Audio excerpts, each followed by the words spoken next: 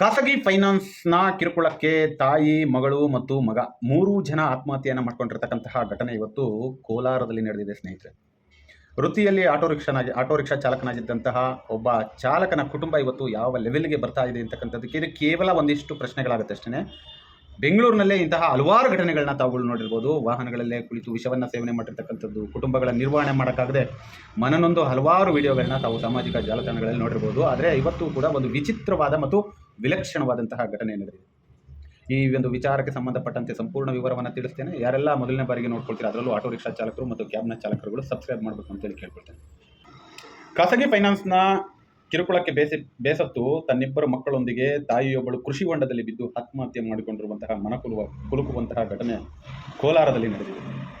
ಮೃತರನ್ನು ತಾಯಿ ಪ್ರಮೀಳಾ ಅಂತೇಳಿ, ಮಗಳು ಸ್ವಪ್ನ ಮತ್ತು ಮಗ ಚರಣ್, 22 ವರ್ಷದ ಮಗಳು ಮತ್ತು 18 ವರ್ಷದ ಮಗ ಚರಣ್ ಎಂದು ಗುರುತಿಸಲಾಗಿದೆ. ಇವರು ಕೋಲಾರದ ತಾಲೂಕಿನ ಛತ್ರಕೋಡಿಹಳ್ಳಿ ಬಳಿಯ ಬಿಗ್ನಿ ಬೆಣಜೇನಹಳ್ಳಿ ಗ್ರಾಮದವರು ಎಂದು ಗುರುತಿಸಲಾಗಿದೆ. ಗ್ರಾಮದಲ್ಲಿ ಆಟೋ ಚಾಲಕರಾಗಿದ್ದಂತಹ ಸುರೇಶ್ ಅನ್ನುವರು ಪತ್ನಿ ಪ್ರಮೀಳಾ ಅವರು ಹೌಸ್ ವೈಫ್ ಆಗಿ ಮನೆಯಲ್ಲೇ ಗೃಹಿಣಿಯಾಗಿರ್ತಾರೆ. ಇವರ ಮಗಳು ಸ್ವಪ್ನ BCom ಪದವೀಧರೆ, ಉನ್ನತ ವ್ಯಾಸಂಗಕ್ಕಾಗಿ ಸಿದ್ಧತೆ ಮಾಡಿಕೊಳ್ಳುತ್ತಿದ್ದಳು. ಮಗ ರಾಮಚರಣ್ ಅವರು PUC ವ್ಯಾಸಂಗ ಮುಗಿಸಿದ್ದು BE ವ್ಯಾಸಂಗ ಮಾಡಲು ಕಾಲೇಜೊಂದರಲ್ಲಿ ಸೀಟು ಪಡೆದುಕೊಂಡಿದ್ದ. ಸುರೇಶ್ ಆಟೋವು ನಡೆಸಿಕೊಂಡು ಜೀವನ ಮಾಡುತ್ತಿದ್ದು ಸುಮಾರು 15 ಲಕ್ಷ ರೂಪಾಯಿ ಸಾಲ ಮಾಡಿ ನೂತನವಾಗಿ ಕಟ್ಟಿಕೊಂಡಿದ್ದು ಮನೆ ಸಾಲ ತೀರಿಸಲು ಹೆಣಗಾಡುತ್ತಿದ್ದ. ಇತ್ತೀಚೆಗೆ ತಾನು ಓಡಿಸುತ್ತಿದ್ದ ಆಟೋ ಫೈನಾನ್ಸ್ ಸಂಸ್ಥೆಯವರು ಸೀಸ್ ಮಾಡಿಬಿಟ್ರು. ಈ ವಿಚಾರದಲ್ಲಿ ಅವರ ಸಂಸಾರದಲ್ಲಿ ಸಾಲದ ಕೋಲಾಹಲವೇ ಒಂದು ರೀತಿ ಎದ್ದು ಕಾಣುತ್ತೆ. ದಂಪತಿಯ ನಡುವೆ ಜಗಳ ಆಗ್ತಾ ಇತ್ತು. ಎಂದಿನಂತೆ ಬೆಳಗ್ಗೆ ಸುರೇಶ್ ಬಾಡಿಗೆಗೆ ಗಾಡಿ ತಗೊಂಡು ಹೋಗ್ತಾರೆ.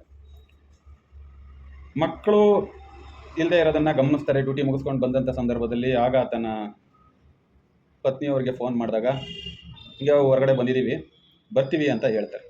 ಏನು ಬರ್ತಾರಲ್ಲ ಅಂತ ಒಂದು ನಂಬಿಕೆ ಮೇಲೆ ಸುರೇಶ್ ಅವ್ರ ಮನೇಲಿ ಕೂತ್ಕೊಂಡು ಕಾಯ್ತಾ ಇರ್ತಾರೆ. ಆದರೆ ಎಲ್ಲೂ ಬರೋದಿಲ್ಲ.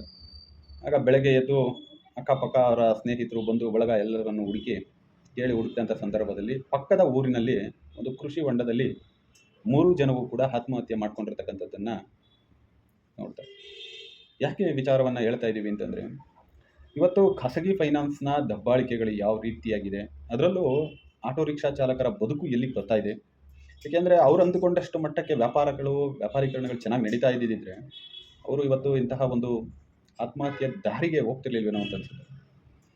ಇವತ್ತು ಕೇವಲ ಜಿಲ್ಲಾ ವಾರ ಕೇಂದ್ರ, ತಾಲೂಕು ವಾರ ಕೇಂದ್ರ ಅಂತಲ್ಲ, ಬೆಂಗಳೂರಿನಂಥ ನಗರದಲ್ಲೂ ಕೂಡ ಆಟೋ ರಿಕ್ಷಾ ಚಾಲಕರು ಅಂದರೆ ಒಂದು ರೀತಿ ನಿರ್ಲಕ್ಷ್ಯ ಮನೋಭಾವವನ್ನು ಸರ್ಕಾರಗಳು ಕೂಡ ನೋಡ್ತಾ ಇದೆ. ಏಕೆಂದರೆ ಯಾವುದೇ ಸರ್ಕಾರಿ ಸ್ವಾಮ್ಯದ ಸಂಸ್ಥೆಗಳು ಆಟೋ ರಿಕ್ಷಾಗಳಿಗೆ ಲೋನ್ ಕೊಡದೇ ಇರತಕ್ಕಂಥದ್ದು ಬಹುದೊಡ್ಡ ಹೊಡೆತವನ್ನು ಕೊಡ್ತಾ ಇದೆ ಚಾಲಕರುಗಳಲ್ಲಿ. ಇನ್ನು ಖಾಸಗಿ ಫೈನಾನ್ಸ್ನಲ್ಲಿ ಅವರುಗಳ ಕೆಲಸ ಆಗೋ ತನಕಲೂ ಕೂಡ ಅವರ ಬಣ್ಣದ ಮಾತುಗಳು, ತದನಂತರದಲ್ಲಿ ನಡ್ಕೊಳ್ಳೋ ರೀತಿಗಳೇ ಬೇರೆ. ಗಾಡಿಯನ್ನು ತೆಗೆದುಕೊಳ್ಳುವ ಸಂದರ್ಭದಲ್ಲಿ ಅವರು ಹೇಳಿ ಫೈನಾನ್ಸ್ ಹಾಕುವ ಬಡ್ಡಿ ದರವೇ ಬೇರೆ, ತದನಂತರದಲ್ಲಿ ಕಲೆಕ್ಷನ್ ಮಾಡುವ ಬಡ್ಡಿ ದರವೇ ಬೇರೆ. ಇವತ್ತು RBI ಸಂಬಂಧಪಟ್ಟಂತೆ ಏನೆಲ್ಲ ರೂಲ್ಸ್ಗಳಿದೆ, ಆ ರೂಲ್ಸ್ಗಳನ್ನು ಸಂಪೂರ್ಣವಾಗಿ ಧಿಕ್ಕರಿಸಿ ಸೇವೆಯನ್ನು ನೀಡ್ತಿರ್ತಕ್ಕಂಥದ್ದನ್ನು ತಾವುಗಳು ಗಮನಿಸಿರ್ಬೋದು. ಇವತ್ತು ಬೆಂಗಳೂರಿನಂಥ ನಗರದಲ್ಲಿ 90% ಆಟೋ ರಿಕ್ಷಾಗಳಿರೋದು ಎಲ್ಲವೂ ಕೂಡ ಖಾಸಗಿ ಫೈನಾನ್ಸ್ಗಳಲ್ಲಿ ವಿನಃ ನ್ಯಾಷನಲ್ ಬ್ಯಾಂಕ್ಗಳಿಗೆ ಸಂಬಂಧಪಟ್ಟಂತೆ ಎಲ್ಲೂ ಕೂಡ ಲೋನನ್ನು ಕೊಡದೇ ಇರತಕ್ಕಂಥದ್ದು ಬಹುದೊಡ್ಡ ಹೊಡೆತವನ್ನು ಕೊಡ್ತಾ ಇದೆ. ಇವತ್ತು ಕೇವಲ ಇದೊಂದು ಕುಟುಂಬ ಮಾತ್ರ ಸಾವಿಗೆ ಶರಣಾಗಿದೆ ಅಂತಕ್ಕಂಥದ್ದಲ್ಲ. ಸರ್ಕಾರದ ಶಕ್ತಿ ಯೋಜನೆಯಿಂದಲೂ ಕೂಡ ಆಟೋ ಚಾಲಕರ ಬದುಕುಗಳು ಯಾವ ರೀತಿಯಾಗಿದೆ ಅಂತಕ್ಕಂಥದ್ದನ್ನು ತಾವು ಸೂಕ್ಷ್ಮವಾಗಿ ಗಮನಿಸಿರ್ತೀರ. ಅದೇ ರೀತಿ ಇವತ್ತು ಹಲವಾರು ಸಮಸ್ಯೆಗಳು ಯಾವ ರೀತಿಯಾಗಿ ಬಂದಿದೆ ಅಂತಕ್ಕಂಥದ್ದನ್ನು ಕೂಡ ತಾವು ಸೂಕ್ಷ್ಮವಾಗಿ ಗಮನಿಸಿರ್ತೀರ.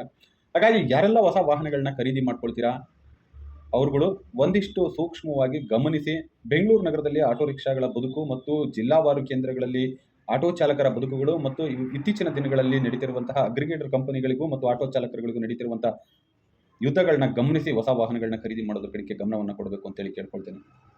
ನಿಮಗೊಂದು ಹುಮ್ಮಸ್ಸು, ಹೊಸ ವಾಹನವನ್ನು ಖರೀದಿ ಮಾಡಬೇಕು ಅಂತಕ್ಕಂತಹ ಒಂದು ಹುಮ್ಮಸ್ಸನ್ನು ಹೊರತುಪಡಿಸಿದರೆ ಅದೇ ಹುಮ್ಮಸ್ಸಿನಲ್ಲಿ ಜೀವನ ಪೂರ್ತಿ ಇರ್ತೀನಿ ಮತ್ತು ಆದಾಯ ಮಾಡ್ತೀನಿ ಅಂತಕ್ಕಂತಹ ಒಂದು ಹುಮ್ಮಸ್ಸು ಇರೋದಿಲ್ಲ.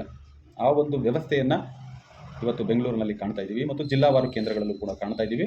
ಹಾಗಾಗಿ ನಾನು ಎಲ್ಲ ಚಾಲಕರಲ್ಲೂ ಕೂಡ ಕೇಳ್ಕೊಳ್ಳೋದು, ನಿಮಗೆ ಎಷ್ಟೇ ಕಷ್ಟ ಬಂದರೂ ನಾನು ಮಾಡ್ತೀನಿ ಅಂತಕ್ಕಂತಹ ಒಂದು ಹುಮ್ಮಸ್ಸು, ಧೈರ್ಯ, ಕೆಪಾಸಿಟಿ ಅಂತಕ್ಕಂಥದ್ದು ಇದ್ದರೆ ಮಾತ್ರ ಲೋನ್ಗಳಿಗೆ ಕೈ ಹಾಕ್ಕೊಂಡು ಇಂತಹ ಒಂದು ವ್ಯವಸ್ಥೆಯನ್ನು ರೂಪಿಸ್ಕೊಳ್ಳಿ ಅಂತೇಳಿ ಕೇಳ್ಕೊಳ್ತೇನೆ.